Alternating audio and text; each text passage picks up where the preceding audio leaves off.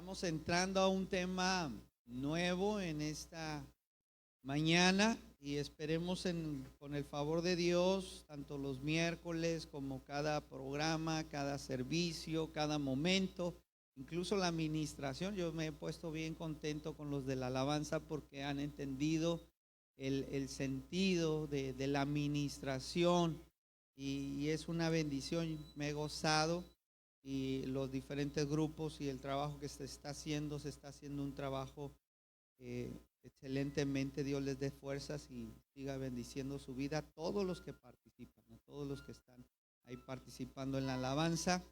Y bueno, hermano, este tema es un tema de suma importancia, de verdad de suma importancia. Yo me he enfrentado en esta ciudad a ir a evangelizar a casas, a lugares, y la, hermano, situación de la gente cuando uno se acerca y le habla acerca de Dios, dice, para ser como los cristianos, no. Y alguno otro dice, yo era cristiano, iba y estaba, pero no me hablen de los cristianos. Qué tristeza da a uno de que haya cristianos que no vivimos lo que predicamos, que no somos lo que decimos ser, que no actuemos de acuerdo a la palabra del Señor. Por eso es muy importante el qué hacer y el qué no hacer. ¿Qué es lo bueno, lo agradable para Dios y qué es lo malo, hermano, y le desagrada al Señor? Cada uno de nosotros debemos de tener un código, un parámetro. Necesitamos verdaderamente la ayuda de Dios para conducirnos en esta vida haciendo la voluntad de nuestro Padre que está en los cielos. ¿Cuántos dicen amén? ¿Alguien quiere agradarle a Dios aquí? Amén. Pues nuestros errores, hermanos, nos han alejado de Dios. Nuestros caminos nos han apartado del Señor. La Biblia habla acerca del camino del hombre, de las decisiones del hombre, de la naturaleza del hombre. Isaías dice, todos se desviaron, todos tomaron caminos equivocados, pero Jehová cargó en él el pecado de cada uno de nosotros. Amén. Y Él cargó el pecado para que tú y yo podamos estar libres en Cristo y podamos vivir vidas que a Dios le agrada. Ahora el pecado ya no se enseñorea sobre nosotros, pues estamos bajo la gracia. Dios está haciendo la obra en nuestras vidas. Probablemente aquí haya personas que nos estén acompañando por primera, segunda, tercera ocasión y no logran entender lo que hoy me estoy refiriendo. Pero déjeme decirle que en Cristo somos nuevas criaturas, que tienes una gran oportunidad al venir y conocer de las cosas de Dios, que el lugar que hoy estás aquí ocupando, escuchar el mensaje de Dios, es una invitación clara para tu vida, para que le reconozcas como Señor y Salvador, para que entregues a Él tu vida, para que puedas vivir una vida en abundancia, para que ya no vivas en los errores y en los fracasos que nos llevó el pecado y la contaminación del mundo, para que puedas vivir vida y una vida en abundancia que pueda ser una vida que pueda lograr un efecto de bendición sobre tu vida y sobre aquellos que te rodean. Es la invitación plena de parte de Dios para cada uno de los que estamos aquí. Gloria a Cristo.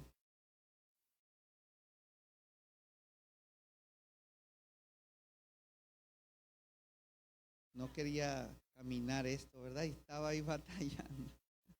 Gloria a Dios. Muchos de los que estamos aquí, hermano, hemos recibido, hemos creído en Jesús, hemos entregado nuestras vidas a Dios y le hemos decidido seguir. Pero ¿y ahora qué? ¿Cómo vivir? ¿Cómo actuar? ¿Qué parámetros utilizar? No se pueden seguir los del mundo, pues la palabra de Dios que nos menciona y nos dice que el mundo pasa y sus deseos, pero el que hace la voluntad de Dios permanece para siempre. Pues la amistad con el mundo es enemistad con Dios. Por eso el mundo no puede regir nuestra conducta. Los deseos engañosos de nuestra propia naturaleza, la carne, como menciona la palabra de Dios, nos desvía. En Gálatas dice que es contraria al Espíritu. Porque si vivimos según la carne, moriremos. Ni podemos creer ni ser seducidos por las artimañas del error de Satanás. La palabra de Dios nos marca, nos invita, dice: sed sobrios y velad. Porque vuestro adversario, el diablo, como león rugiente, anda alrededor buscando a quien devorar. Pero nos anima y nos dice: resistirle firme en la fe. Nosotros aquí estamos, hermano, por la gracia de Dios. Y debemos de entender que la vida que hemos de emprender en Cristo es una vida de constante lucha, es una vida de constante renunciar al pecado, es una vida de consagrarnos, de servirle y vivir para Cristo. Sin la intervención de Dios, debemos de reconocer en esta mañana que el hombre está imposibilitado para agradar a Dios y para vivir vidas santas. Hoy necesitamos que Dios intervenga en nuestras vidas. ¿Cuántos dicen amén? Que Él obre poderosamente en nuestro corazón, en nuestros pensamientos. Necesitamos, hermano, que Dios empiece a tratar con nosotros de una forma especial. Permitámosle esta mañana que Dios toque y llene, transforme nuestras vidas. Dice el texto: y David se conducía ¿cómo? Ya olvidó el texto que dijimos. Y David se conducía ¿cómo? ¿En qué, hermano? En todos sus asuntos. Aquí encontramos la palabra prudentemente, una cualidad con la que podía contar David, la prudencia. Pero ¿qué es la prudencia? Usted puede preguntarse, hermano. La prudencia es templanza, es cautela, es moderación, es sensatez, es buen juicio. Algo relacionado con el cristianismo en el concepto de prudencia habla de discernir y distinguir lo que es bueno o lo que es malo. Huir de las posibles opciones que puedan llevarnos al fracaso. Entonces una persona prudente es la que tiene la capacidad para detenerse y analizar las cosas antes de hacerlas. Ve las posibles variantes, evalúa sus posibles consecuencias y después toma una decisión.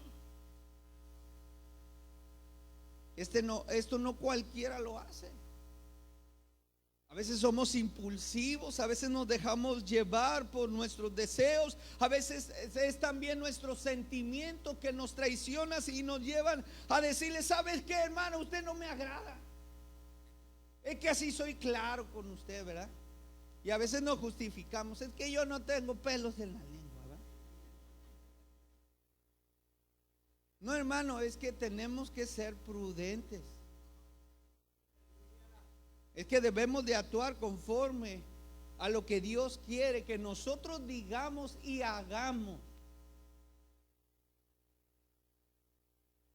Si analizamos esta palabra, la palabra que estamos leyendo de la prudencia con que vivía David, tiene un contexto todavía más fuerte.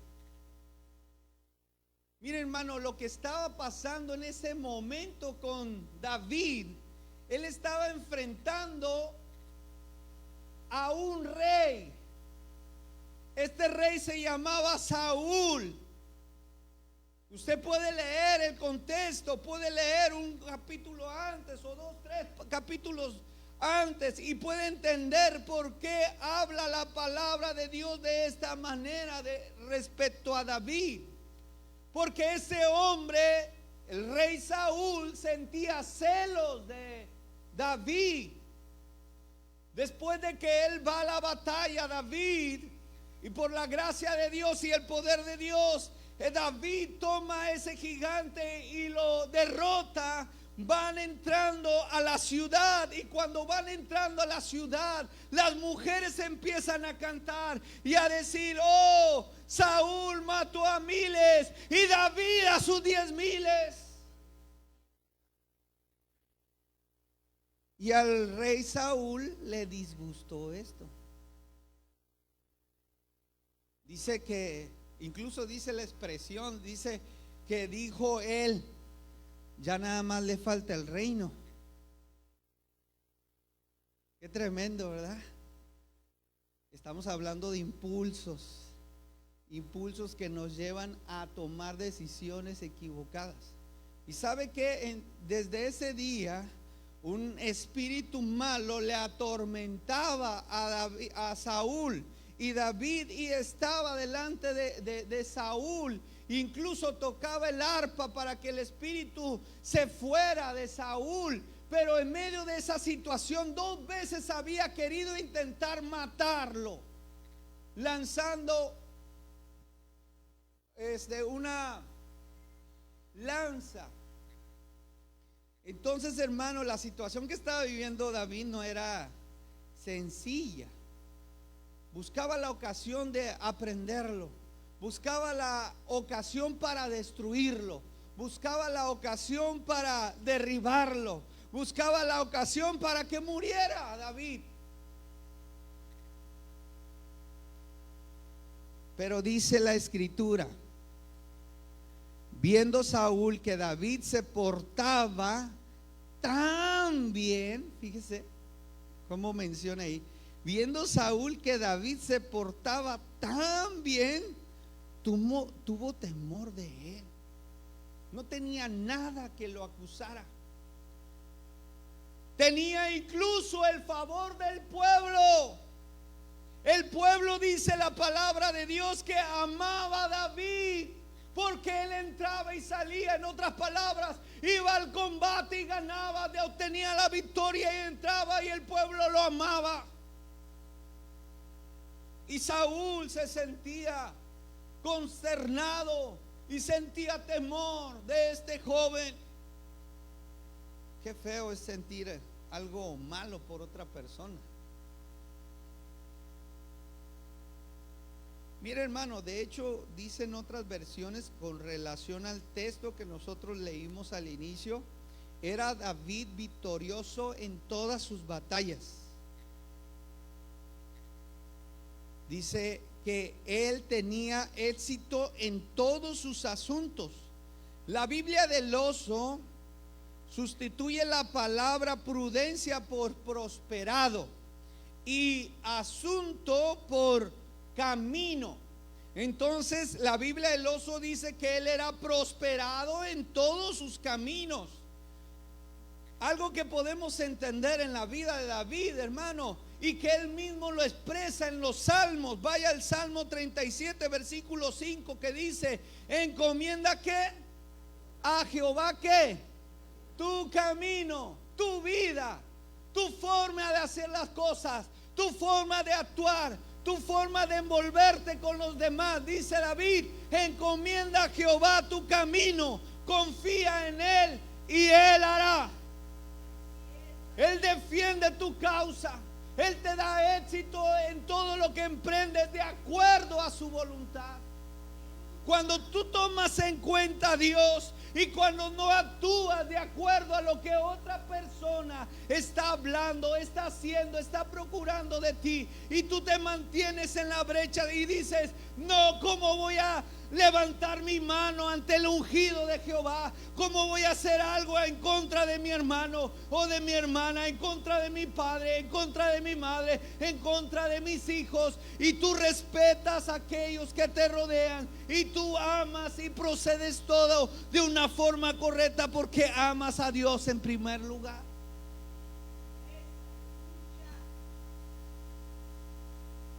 David sabía de lo que estaba hablando.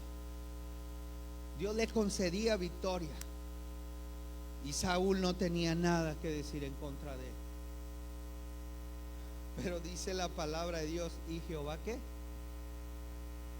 Aleluya, me gozo porque Dios nos da en la prudencia, en la forma ética, en la forma de actuar, una forma adecuada, razonando, pensando y valorando aquellas cosas, nos da victoria. Pero también, hermano, porque Jehová estaba ¿con quién? Con David. Necesitamos que Dios esté con nosotros. Amén. Sin Él no podemos hacer nada. Podemos estar seguros que David podía contar con el respaldo del Todopoderoso. ¿Y cuántos quieren el respaldo de Dios en sus vidas? Amén. Gloria a Dios. A eso hemos venido. El primer elemento que podemos encontrar para nosotros trazar una forma de conducirnos, porque probablemente en ti hay muchas incógnitas y puedes decir: qué es bueno y qué es malo, hermano. ¿Cómo yo puedo razonarlo? ¿Cómo puedo pensarlo? El cine es malo, o aquel lugar es malo, o el tomar aquella bebida es malo, o el ir a aquel lugar es malo. Yo no te voy a dar un conjunto de cosas o normas y las vamos a pegar ahí en la entrada y le vamos a decir: evite todo esto. No. ¿Qué te voy a dar, hermano? Lo que nos ha dejado Dios, que es las Sagradas Escrituras. ¿Cuántos saben que las Sagradas Escrituras nos hablan del parámetro de lo que le agrada a Dios y lo que le desagrada a Dios? Amén. La palabra de Dios, hermano, instruye. La palabra de Dios levanta, edifica, forma. Primeramente, hermano, la palabra de Dios nos norma. Es una normativa para todos nosotros. Él ha dejado su escritura para que la tomemos en cuenta, para que la valoremos y para que la vivamos. Él nos ha dejado la escritura porque nos habla de Él y porque en ella encontramos vida eterna. Ella nos ha dejado y nos ha moldeado y nos ha llevado a una esperanza viva. Isaías 40 versículo 8 dice: séquese la hierba, marchítese la flor, mas la palabra del Señor, ¿qué? Permanece para siempre. De algo puedes estar seguro, que cielo y tierra pasarán, mas las palabras de nuestro Señor y Salvador Jesucristo nunca pasarán. Nuestra vida está fundada en la roca. Jesús dijo: yo soy la verdad. Y esa verdad, hermano, ha pasado más de 2000 años y la de verdad sigue vigente hoy en día. Él sabe mucho de lo que estás viviendo y de lo que estás pasando y de las etapas que estás sufriendo. Es normativa porque norma nuestras vidas. Y esa palabra perdura, no pasa. Es formativa, hermano, porque cada uno de nosotros debemos de tomarla en cuenta y vivirla. Debemos de ser sensibles a las sagradas escrituras. Pablo hablaba acerca de Timoteo, capítulo segundo libro o segunda carta a Timoteo, capítulo 3, versículo 15 al 17. Y decía, y que desde la niñez, qué bueno que está aquí nuestra hermana de educación cristiana, y que desde la niñez, ¿a quién se necesita educar? Pero también a nosotros los grandes, los desordenados. No. Nos cuesta más a los grandes, pero debemos de formar a las futuras generaciones. Amén. Y que desde la niñez, ¿qué dice? Has sabido las sagradas escrituras, las cuales te pueden, ¿qué? Hacer sabio para la salvación que es en la fe en Cristo Jesús. Toda la escritura es inspirada por Dios. Viene de parte de Dios. Amén. Es palabra inspirada. Amén. Y es para nuestro provecho, dice, y útil. Dios la ha dejado para un provecho, para tu vida, para que la leas, para que la contemples, para que la disfrutes, para que alimentes tu espíritu con ella. Hermano, les voy a decir la verdad. A veces estamos aquí en el templo, leemos la escritura. Uno como pastor está leyendo la escritura. Yo leo la escritura para encontrar riqueza, para estudiarla. Pero en este evento que Dios nos concedió ir a Monterrey, hermano, yo hice votos con el Señor. Yo le dije, Señor, yo no voy a ser más solamente un investigador de la palabra, yo voy a ser un amante de tu palabra. Necesitamos amar la palabra, enriquecer cada día nuestra vida como un devocional, como palabra que Él se dirige a nosotros, no simplemente para encontrar verdades espirituales. Necesitamos todos los días estarla leyendo, amén. Ella es útil para enseñarnos, para redarguirnos. También nos corrige, cómo no, nos instruye en justicia, a fin de perfeccionarnos, hombres y mujeres santas, preparadas para hacer toda buena obra. La palabra de Dios es creativa, produce cambios en nuestro ser. Son palabras de vida eterna. Es lo que dijo Pedro. ¿A quién iremos? Solamente tú tienes palabras de vida eterna. Dan esperanza, dan sanidad. Jesús, hablando del centurión, le dijo, solamente di tu palabra y mi siervo sanará. La palabra de Dios tiene autoridad en los cielos y en la tierra. En mi nombre, dijo Jesús, amén. En mi nombre echarán fuera demonios. No es en tu palabra ni en tu opinión, no, yo creo, yo quiero, yo declaro, no, es declara la palabra del Señor. Dice la palabra del Señor. Y nos amparamos en esa roca, amén. Jesús dijo, de cierto os digo, el que cree en mis palabras tiene vida eterna.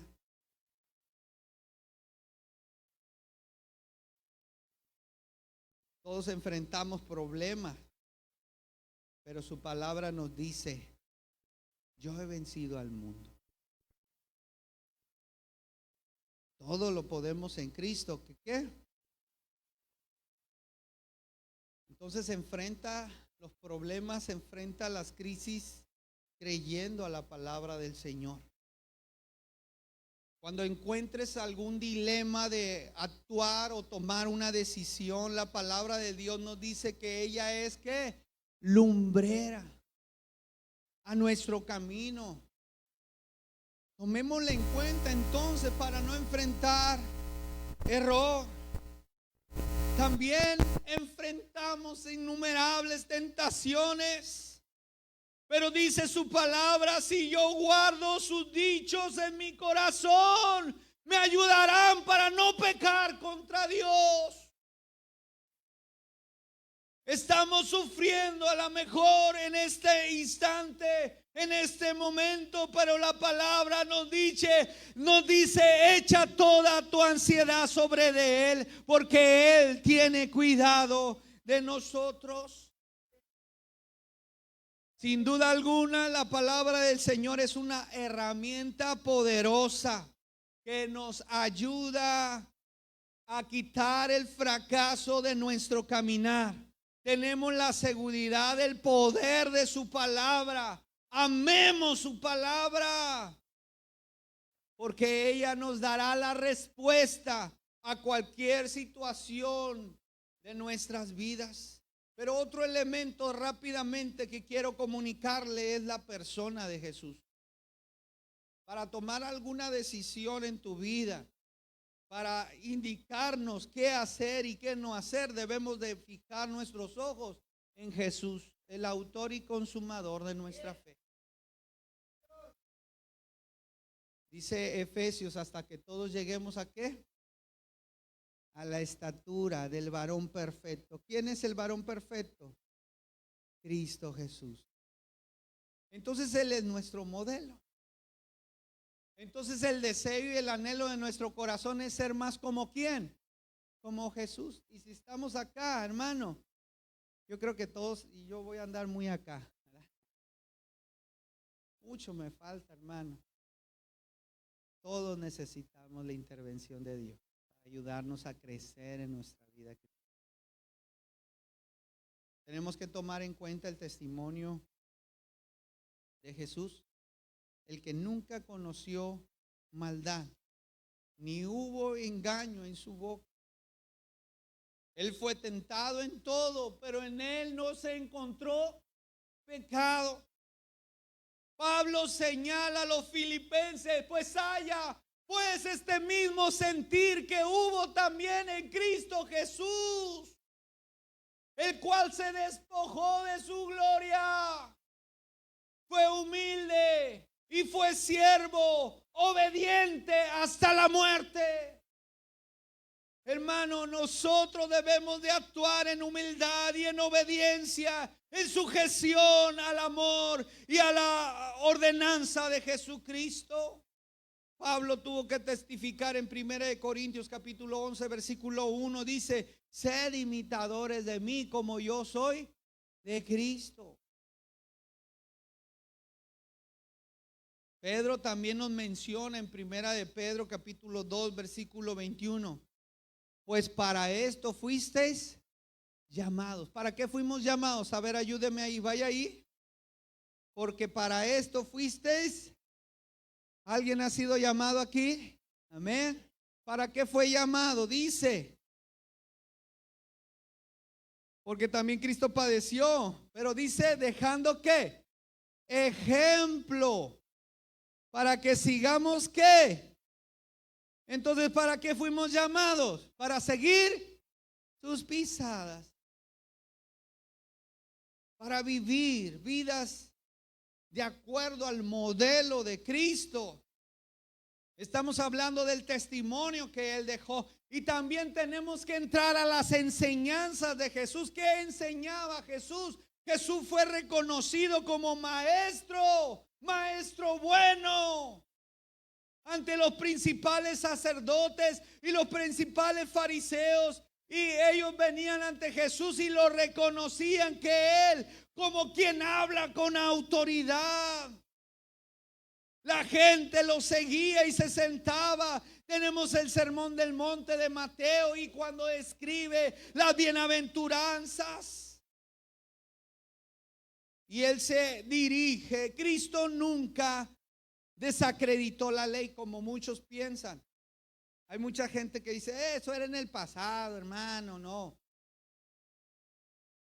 Jesús nunca desacreditó la ley. Sí a los fariseos que enseñaban la ley, pero Él nunca desacreditó la ley. Él dijo que incluso Él venía a cumplir la ley. Cuando se presenta en la sinagoga dice, hoy se ha cumplido ante ustedes esta palabra. Y era una profecía del libro de Isaías. Él vino a cumplir la ley. Él se dirige a sus discípulos y habla y señala en Mateo capítulo 5 versículo 20. Vaya ahí por favor. Mateo capítulo 5 versículo 20 dice, porque si os digo que si vuestra justicia no fuere mayor que la de los escribas y fariseos, ¿qué dice? ¿No qué? Si nuestras vidas, hermanos, no son mejores que estos personajes que enseñaban y hablaban al pueblo de las escrituras, si nuestra vida no vive lo que predicamos, dice, no entraremos en el reino de los cielos. Entonces no nos escudemos que ahora en Cristo somos libres para hacer lo que querramos. Jesucristo está marcando una forma mejor de hacer las cosas.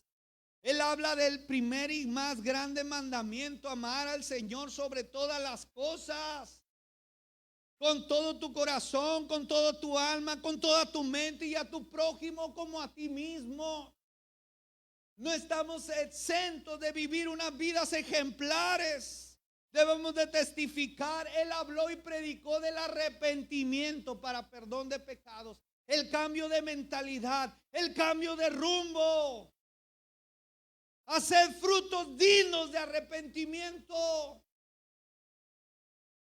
Jesús enseña, pero no enseña como un hombre legalista, sino Él enseña y dice a sus discípulos, ámenme, obedézcanme, manténganse unidos a mí.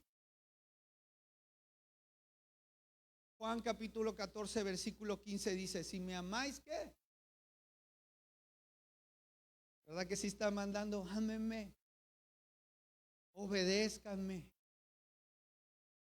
manténganse unidos a mí. Se preocupa por se preocupa por las fuentes de la conducta no en lo externo, sino en lo interno. Exige una renovación de nuestro corazón en lo interior. Mateo capítulo 15 versículo 19 dice, porque del corazón salen los malos pensamientos. Del corazón, hermano. Los homicidios, los adulterios, las fornicaciones, los hurtos y los falsos testimonios, las blasfemias, etcétera. Todo sale del corazón del hombre. Entonces, ¿qué necesitamos? Estamos hablando de la persona de Jesús, estamos viendo de su testimonio, cómo Él vivió. Estamos hablando también, hermano, de lo que Él enseñó, pero también debemos de entender que Él es Señor y Cristo. El que acepta a Cristo lo acepta para seguirlo, para vivirlo y someternos bajo su señorío y autoridad. El Señor está consciente de la altura de sus enseñanzas, pero brinda apoyo y ayuda y amor a sus discípulos. Amén. Él les dice, no me digan Señor, Señor, si no hacen los que les pido. El que quiera seguir en pos de mí, niéguese a sí mismo, tome su cruz cada día, sígame. Esto no es para todos, solo para los buenos árboles, dice Jesús. El buen árbol da frutos buenos. No es para todos, hermano. Solo los pámpanos que están injertados en la vid, son los únicos que pueden dar fruto. Si permanecemos en Él, si somos buenos árboles, si obedecemos y amamos al Señor, la respuesta a ello va a ser una vida consagrada para Dios. Estamos hablando de parámetros de ética y de conducta. Y voy a terminar con esto. Y es con la ayuda divina. La ayuda divina necesitamos todos. Amén. Levante su mano. ¿Cuántos necesitan el Espíritu Santo? Diga al Espíritu Santo, te necesito. Aleluya. El cristiano no está solo. El cristiano no está desprotegido. El cristiano tiene un recurso divino a su lado. Yo enviaré, dijo Jesús, la promesa del la cual oíste de mí. El Consolador que está en la misma distinción de Él, otro al lado de, con el mismo poder, con la misma autoridad, con su misma deidad, su misma esencia. El Consolador dice: no os dejaré huérfanos. El Espíritu de verdad, el cual el mundo no puede percibir y no le conoce, mas vosotros le conoceréis, porque vive y estará entre vosotros. Solo el Espíritu Santo puede hacer hombres y mujeres con rectitud moral. Si estamos aquí no es por nuestra justicia.